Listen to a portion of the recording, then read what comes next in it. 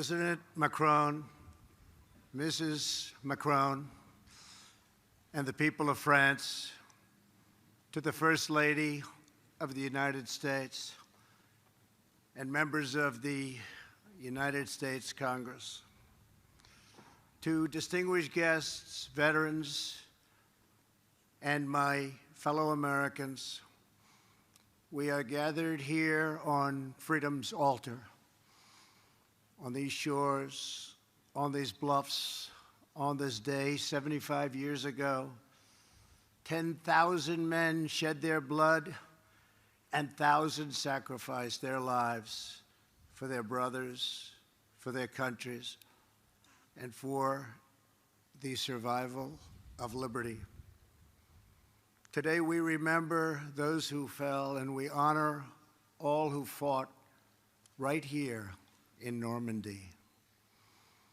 They won back this ground for civilization to more than 170 veterans of the Second World War who join us today. You are among the very greatest Americans who will ever live. You are the pride of our nation. You are the glory of our republic. And we thank you from the bottom of our hearts.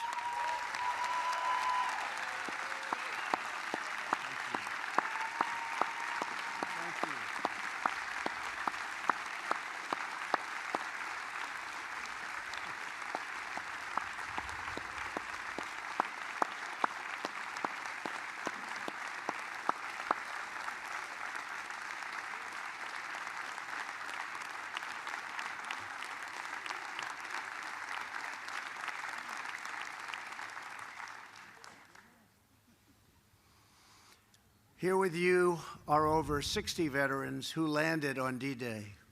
Our debt to you is everlasting. Today we express our undying gratitude.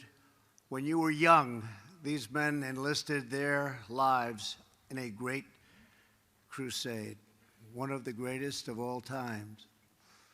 Their mission is the story of an epic battle and the ferocious, eternal struggle between good and evil. On the 6th of June, 1944, they joined a liberation force of awesome power and breathtaking scale. After months of planning, the Allies had chosen this ancient coastline to mount their campaign to vanquish the wicked tyranny of the Nazi Empire from the face of the earth. The battle began in the skies above us. In those first tense midnight hours, 1,000 aircraft roared overhead with 17,000 Allied airborne troops preparing to leap into the darkness beyond these trees. Then came dawn. The enemy who had occupied these heights saw the largest naval armada in the history of the world. Just a few miles offshore were 7,000 vessels bearing 130,000 warriors. They were the citizens of free and independent nations, united by their duty to their compatriots into millions yet unborn. There were the British, whose nobility and fortitude saw them through the worst of Dunkirk and the London Blitz. The full violence of Nazi fury was no match for the full grandeur of British pride. Thank you.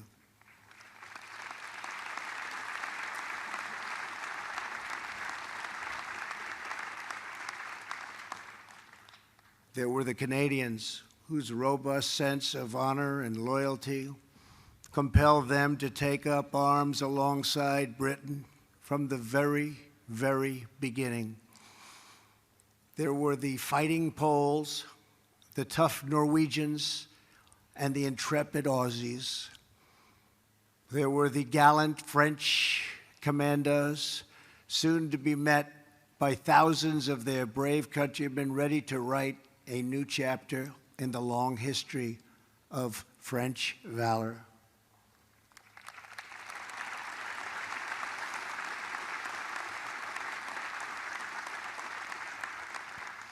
And finally, there were the Americans.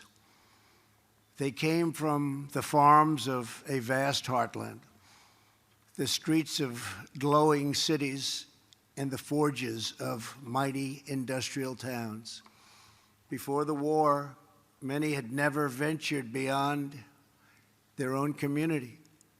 Now they had come to offer their lives half a world from home. This beach, codenamed Omaha, was defended by the Nazis with monstrous firepower, thousands and thousands of mines and spikes driven into the sand so deeply. It was here that tens of thousands of the Americans came. The GIs who boarded the landing craft that morning knew that they carried on their shoulders not just the pack of a soldier, but the fate of the world. Colonel George Taylor, whose 16th Infantry Regiment would join in the first wave, was asked what would happen if the Germans stopped.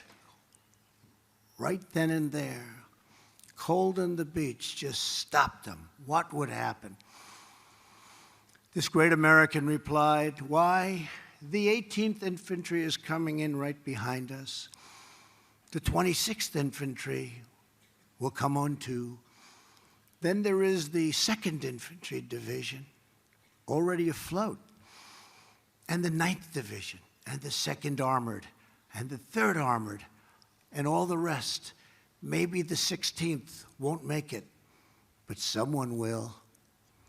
One of those men in Taylor's 16th Regiment was Army medic Ray Lambert. Ray was only 23, but he had already earned 3 Purple Hearts and 2 Silver Stars fighting in North Africa and Sicily, where he and his brother Bill, no longer with us, served side by side. In the early morning hours, the 2 brothers stood together on the deck of the USS Henrico before boarding 2 separate Higgins landing craft. "If I don't make it," Bill said, "please, please, take care of my family."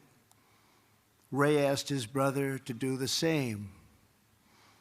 Of the 31 men on Ray's landing craft, only Ray and 6 others made it to the beach. There were only a few of them left. They came to the sector right here below us. Easy Red, it was called.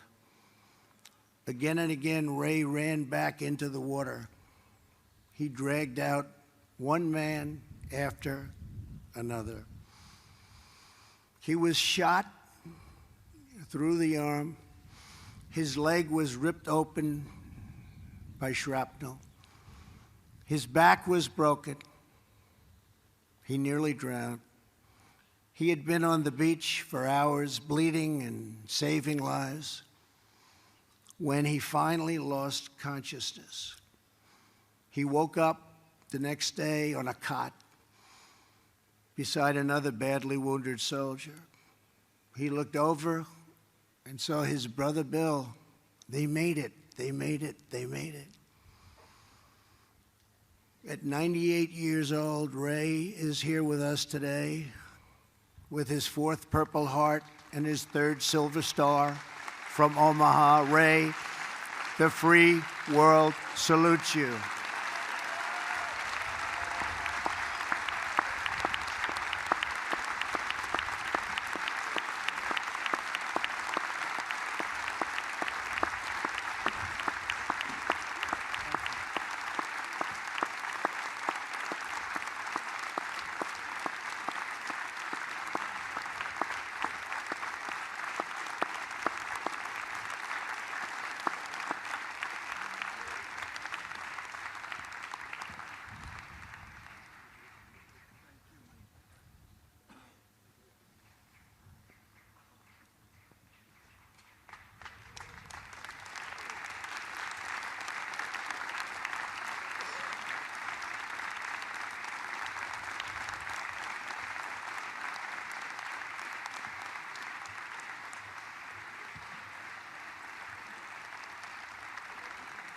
Thank you, Ray.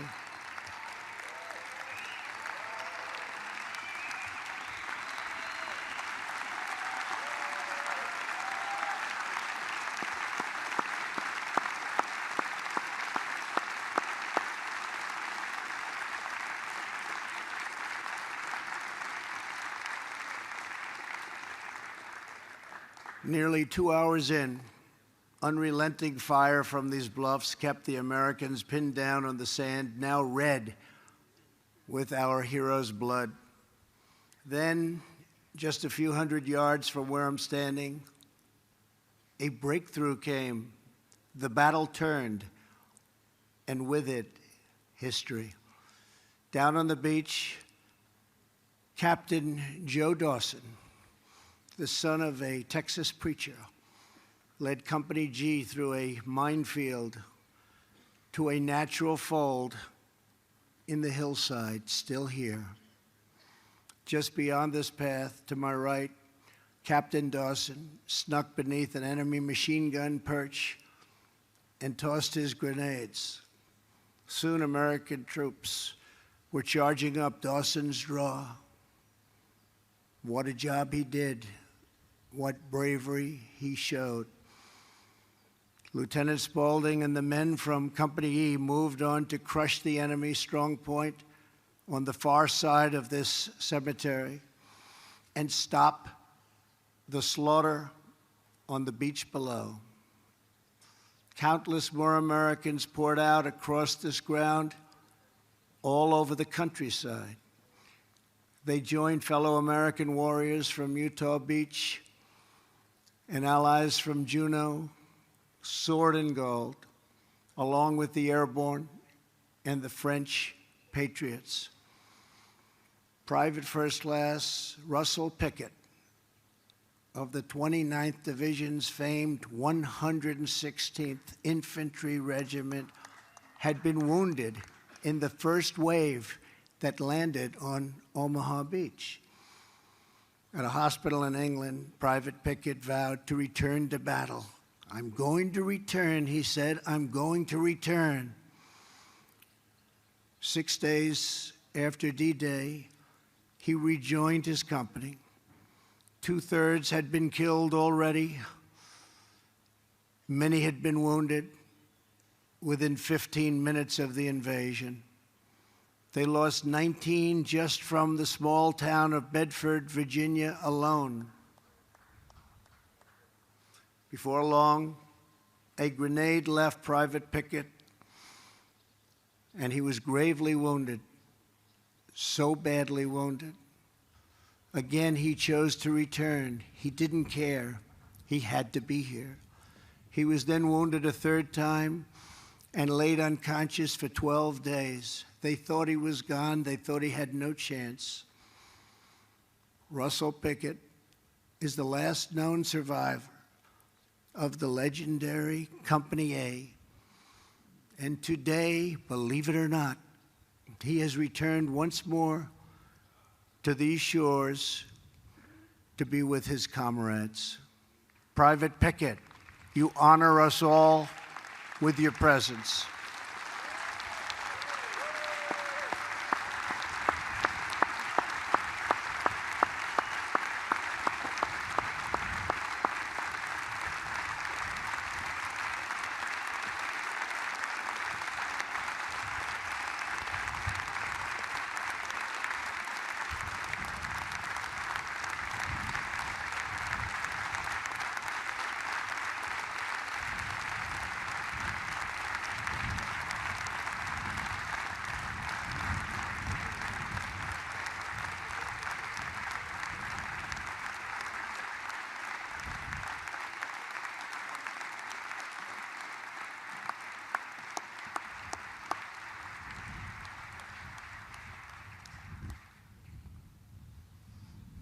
Tough guy.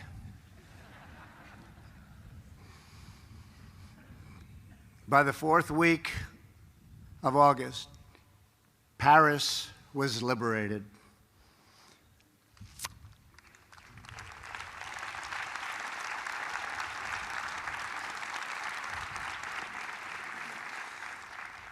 Some who landed here pushed all the way to the center of Germany. Some threw open the gates of Nazi concentration camps to liberate Jews who had suffered the bottomless horrors of the Holocaust. And some warriors fell on other fields of battle, returning to rest on this soil for eternity. Before this place was consecrated to history, the land was owned by a French farmer, a member of the French resistance. These were great people. These were strong and tough people. His terrified wife waited out D-Day in a nearby house, holding tight to their little baby girl. The next day, a soldier appeared. "I'm an American," he said. "I'm here to help." The French woman was overcome with emotion and cried. Days later, she laid flowers on fresh American graves. Today, her granddaughter, Stephanie, serves as a guide at this cemetery. This week, Stephanie led 92-year-old Marion Wynn of California to see the grave of her brother Don for the very first time. Marion and Stephanie are both with us today, and we thank you for keeping alive the memories of our precious heroes. Thank you.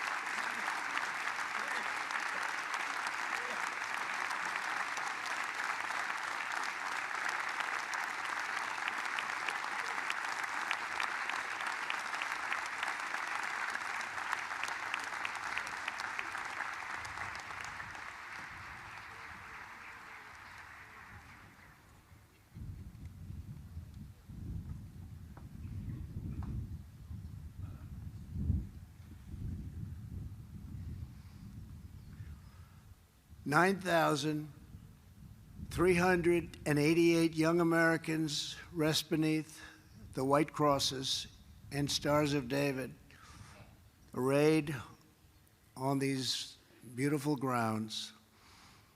Each one has been adopted by a French family that thinks of him as their own. They come from all over France to look after our boys. They kneel, they cry, they pray, they place flowers, and they never forget. Today, America embraces the French people and thanks you for honoring our beloved dead. Thank you. Thank you.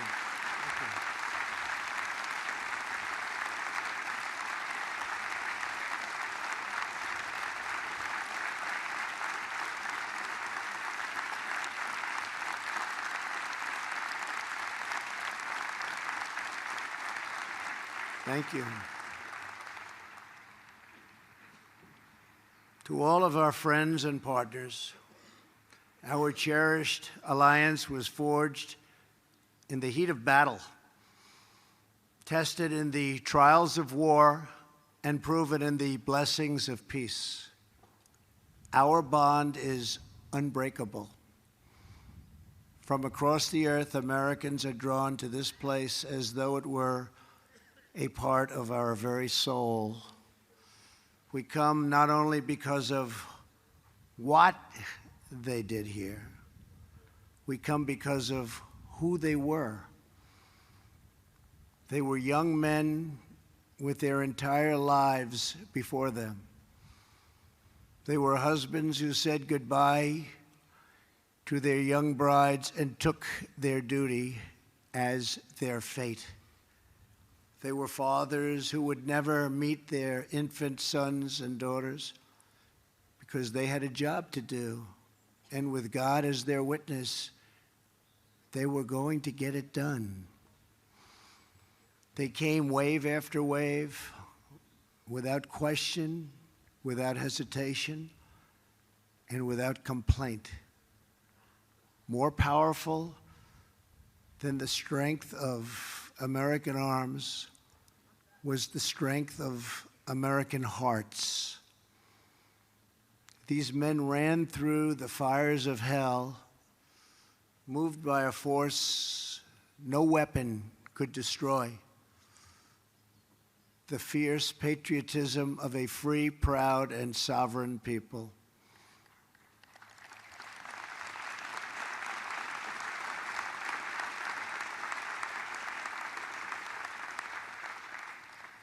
They battled not for control and domination, but for liberty, democracy, and self-rule. They pressed on for love and home and country, the main streets, the schoolyards, the churches, and neighbors, the families and communities that gave us men such as these. They were sustained by the confidence that America can do anything because we are a noble nation with a virtuous people praying to a righteous God. The exceptional might came from a truly exceptional spirit. The abundance of courage came from an abundance of faith. The great deeds of an army came from the great depths of their love. As they confronted their fate, the Americans and the Allies placed themselves into the palm of God's hand. The men behind me will tell you that they are just the lucky ones. As one of them recently put it, all the heroes are buried here. But we know what these men did. We knew how brave they were. They came here and saved freedom. And then they went home and showed us all what freedom is all about. The American sons and daughters who saw us to victory were no less extraordinary in peace. They built families. They built industries. They built a national culture that inspired the entire world. In the decades that followed, America defeated communism, secured civil rights, revolutionized science, launched a man to the moon, and then kept on pushing to new frontiers. And today, America is stronger than ever before.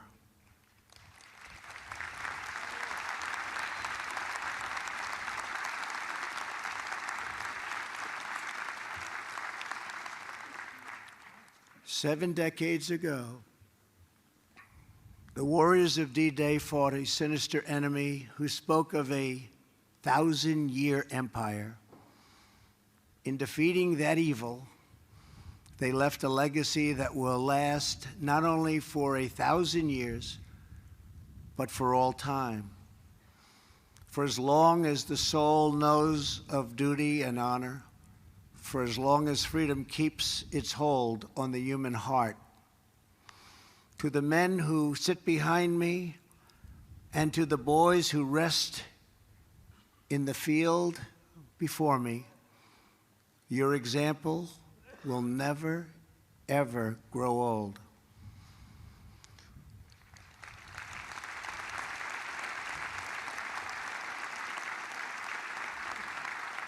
Your legend will never die. Your spirit, brave, unyielding, and true, will never die. The blood that they spilled, the tears that they shed, the lives that they gave, the sacrifice that they made did not just win a battle.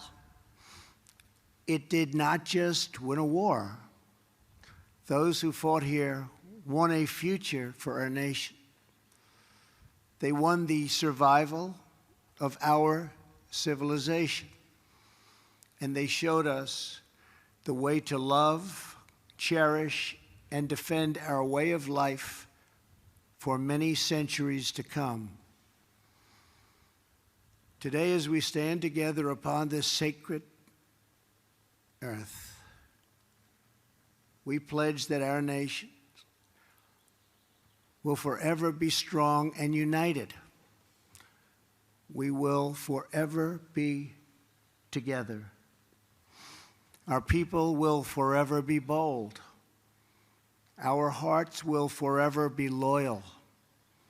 And our children and their children will forever and always be free. May God bless our great veterans. May God bless our allies. May God bless the heroes of D-Day. And may God bless America. Thank you. Thank you very much.